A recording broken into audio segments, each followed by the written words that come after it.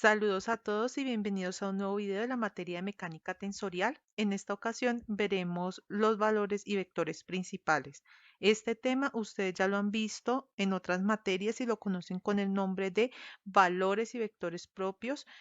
Y en esta materia los vamos a tratar como valores y vectores principales de su traducción en inglés. Entonces, de anteriores sesiones, debemos recordar que nosotros podemos realizar el producto de un tensor de segundo orden con un tensor de primer orden.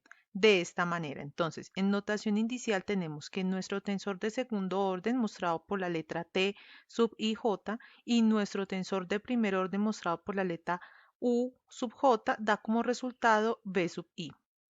Y ya en notación matricial tenemos que nuestro tensor de segundo orden, que en este caso es una matriz, por un vector de primer orden, nos da como resultado otro vector de primer orden. Ahora, consideremos el caso particular en el que tenemos que nuestra matriz T es simétrica.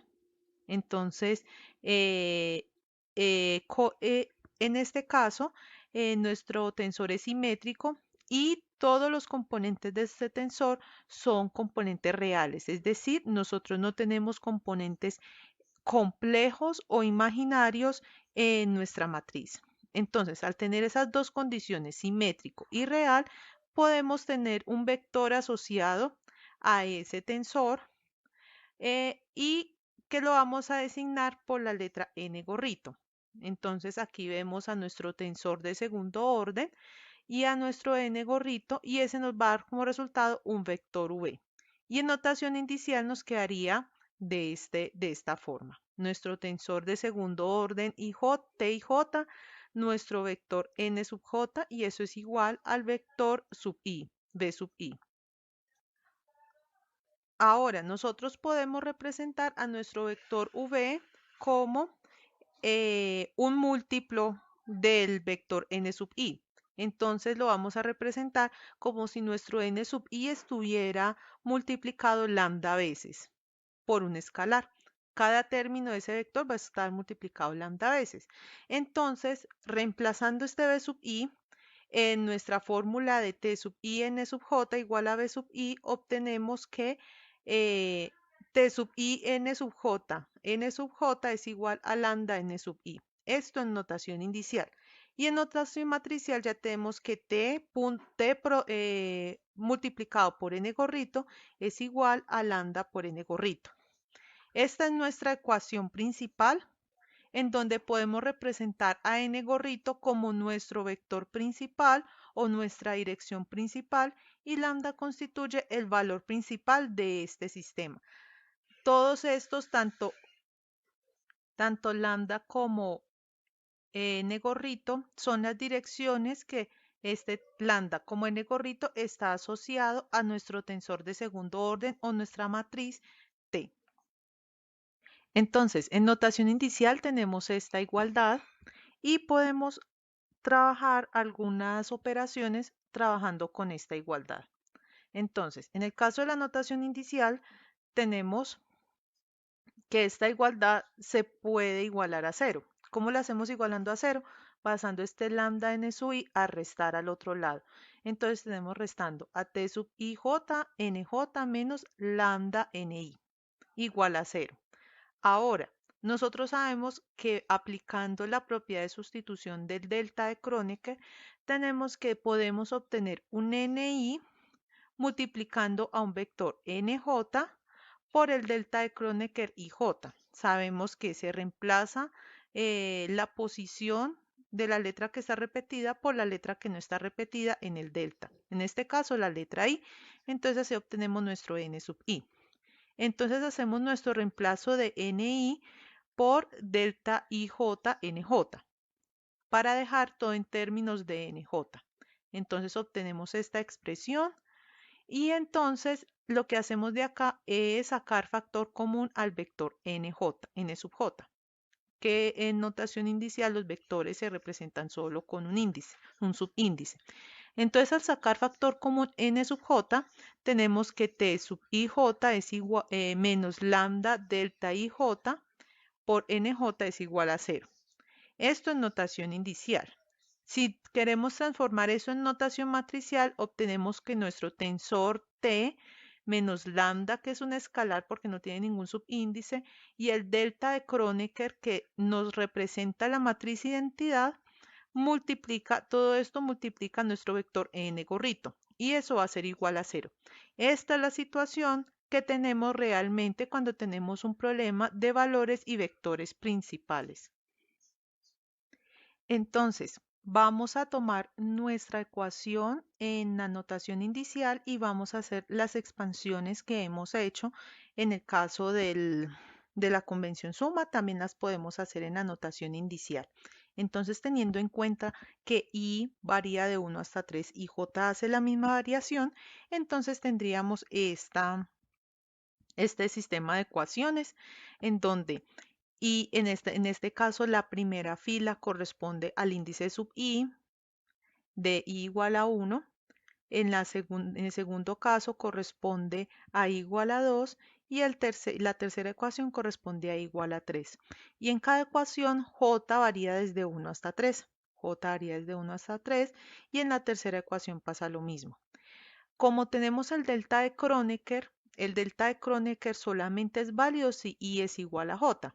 Entonces, como solamente es válido cuando i es igual a j, entonces solamente será válido en el caso 1, 1, en el caso 2, 2 y en el caso 3, 3.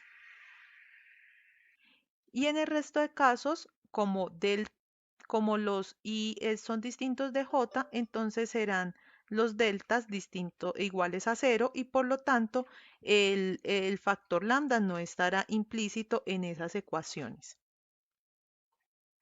Ahora, cuando nosotros deseamos saber los valores de lambda, desarrollamos la ecuación del determinante de t sub ij menos lambda delta ij y esto es igual a 0. Nosotros ya sabemos resolver determinantes, así que esta resta al darnos como resultado una matriz, entonces una matriz cuadrada de 3 por 3, entonces podemos hallar el determinante de esa matriz cuadrada de 3 por 3. Y ahora, cuando nosotros vamos a expandir todo ese resultado que nos va a dar resolviendo el determinante, nos va a resultar una ecuación de grado 3 en donde las incógnitas serán los lambdas, evidentemente, pues porque en el caso de t tendremos números, todos nuestros t sub ij serán números reales, ya sean positivos o negativos, y los lambdas son los que queremos hallar, que son nuestros valores principales. Entonces, al expandir el resultado que nos da el determinante, nos da lo que nosotros conocemos como la ecuación característica. En el caso nuestro, la ecuación de característica va a ser un polinomio de grado 3 con coeficientes reales. No van a existir coeficientes complejos ni coeficientes imaginarios. Ahora, estos coeficientes que nosotros vemos en nuestra ecuación representados por 1 sub t, 2 sub t y 3 sub t número romano, son los que ahora de aquí en adelante vamos a denominar unos invariantes. Los invariantes primero, segundo y tercero del tensor t. ¿Esto qué quiere decir? Al ser invariantes, esto quiere decir que el tensor t tiene esos valores, ya sea trabajando con ese tensor t o con el nuevo tensor que vamos a hallar resolviendo el determinante y hallando la ecuación característica y resolviéndola como nosotros pues lo sabemos hacer. Entonces, el primer invariante o el 1 sub t corresponde a la traza de t. Sabemos que la traza de t es la suma de todos los elementos de la diagonal principal. En este caso, entonces sería T11, T22 y T33. En el caso del segundo invariante, tenemos que esta es la fórmula. Y en el caso del tercer invariante, tenemos que es el determinante de t. Ahora, como nosotros estamos trabajando con un tensor que tiene dos características, que es un tensor simétrico y que tiene componentes reales, entonces tendremos que nuestros tres valores principales, lambda 1, lambda 2 y lambda 3, son todos reales. Ahora, ¿por qué sé que tengo tres valores principales? Porque nuestro polinomio es del grado 3. Si fuera de grado 2, tendríamos solo dos valores principales. pero como estamos trabajando en 3 dimensiones, entonces tenemos una ecuación característica de grado 3 y por lo tanto tendremos 3 valores principales y todos esos tendrán como resultado un número real, puede ser positivo o negativo. Ahora ya sabemos cómo hallar nuestros valores principales, pero recordemos que en esta sesión vamos a ver los valores y las direcciones o vectores principales. Entonces, en esta siguiente sesión del video vamos a ver cómo podemos hallar nuestras direcciones principales. Entonces, como nosotros tenemos 3 valores principales, debemos tener en cuenta que a cada valor principal le corresponde una dirección principal. O sea que si en este caso estamos trabajando con 3 valores principales, vamos a tener 3 direcciones principales y estas 3 direcciones principales deben cumplir con 2 condiciones.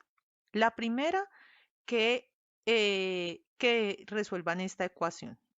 Eso ya en los ejemplos numéricos ya vamos a ver cómo resolvemos esta ecuación. Y la segunda condición es que no sea la solución trivial. Esto es lo que este ni sub a la q y ni a la q significa. Igual a 1 significa que el producto de los dos debe ser igual a 1. ¿Esto qué quiere decir? Que primero es un vector que debe ser unitario y segundo, que no puede ser la solución trivial, pues porque nosotros sabemos que en la solución trivial nos daría un vector 0. Y al poner 0 por 0 en cada una de sus componentes, quedaría 0 más 0 más 0, y eso daría igual a 0. Y estaría entonces en contravía con esta solución. Y esta es la condición que se le agrega al problema que ustedes ya habían visto en otras materias, conocido como los valores y los vectores propios.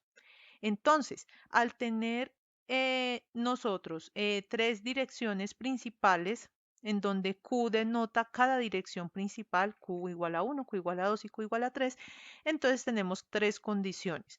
Estas 3 condiciones dependen de los valores principales que hayamos hallado con anterioridad resolviendo el determinante que ya les había mostrado. Entonces, el primer caso consiste en que tenemos 3 valores principales diferentes. O sea, lambda 1 es distinto de lambda 2 y distinto de lambda 3. Entonces vamos a tener 3 vectores principales o 3 direcciones principales que van a ser ortogonales entre sí. Ahora, em, si tenemos 2 valores principales iguales y uno diferente, o sea, digamos el caso lambda 1 igual a lambda 2 y lambda 3 es diferente a los otros dos, entonces solamente tendremos 2 vectores principales ortogonales. ¿Por qué? Porque como lambda 1 es igual a lambda 2, entonces solamente ellos tendrán un único vector principal y lambda 3 tendrá su vector principal. Y ahora, si tenemos nosotros 3 valores iguales, en el caso tenemos lambda 1 igual a lambda 2 igual a lambda 3, entonces toda dirección califica como dirección principal. ¿Por qué? Porque solamente una dirección principal califica para ser dirección principal de cada uno de esos 3 valores, que en ese caso esos 3 valores principales van a ser iguales. Ahora, como nosotros vamos a tener 3 vectores principales o direcciones principales, entonces nosotros podemos organizar esas 3 direcciones principales en una matriz que vamos a denominar la matriz A. Entonces, en la matriz A tenemos que en la primera fila irán toda nuestra primer dirección principal asociada al primer valor, como lo tenemos acá, ¿cierto? La primera dirección en todas sus componentes sub i, o sea, en N1, N2 y N3. En la segunda fila vamos a tener nuestro segundo vector o nuestra segunda dirección principal, como lo podemos ver acá, y la tercera fila corresponde a la tercera dirección principal. Entonces, como nosotros ya tenemos las direcciones principales en un arreglo matricial, podemos hablar de que esa matriz A constituye una matriz de transformación. Y entonces nosotros podemos crear una transformación. ¿Cómo vamos a crear la transformación? Entonces vamos a pasar de una base a otra. De la base de nuestro tensor T original a la base de un tensor T asterisco, un T transformado. Y esta es la fórmula clásica que nosotros ya hemos visto para poder transformar nuestros tensores de segundo orden de una base a otra, de la base original a la base transformada. Entonces, en este caso, T asterisco es una matriz diagonal, hay que tener en cuenta esto, con elementos en la diagonal así.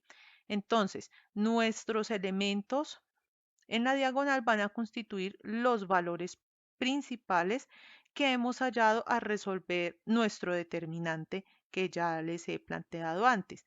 Esta es la organización de nuestra matriz T asterisco. Entonces, como nosotros estamos trabajando con un tensor que tiene unas características y que es simétrico y que es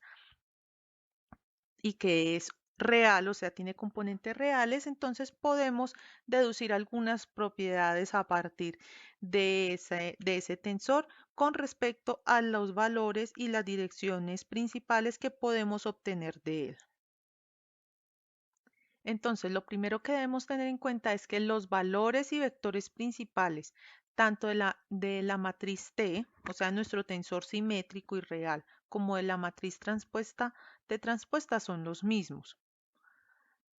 Los valores principales de la inversa de T son recíprocos de T de nuestro tensor T. ¿Por qué? Porque tienen los mismos vectores principales. Ahora, ¿qué es el recíproco? El recíproco de un número, digamos de un número A, yo tengo su recíproco será 1 sobre A. Entonces ya podemos tener una idea de los valores y que toma este tensor T inverso. Ahora, si nosotros tenemos un tensor Q, que sabemos que nuestro tensor Q es el tensor que nosotros denominamos el ortogonal, entonces tanto el producto a derecha de Q como a izquierda tienen los mismos valores principales. Ahora, dos definiciones importantes que vamos a usar más adelante se describen de la siguiente manera. Un tensor simétrico se define como positivo o negativo si todos sus valores principales son positivos o negativos. Y un tensor simétrico se define como semidefinido positivo o semidefinido negativo si nosotros tenemos un valor principal que es cero y los otros dos son positivos o negativos respectivamente, pues dependiendo del caso que tengamos, ya sea positivo o negativo. Y bien, esto ha sido todo por este video. Espero que les haya gustado y nos vemos en un próximo video.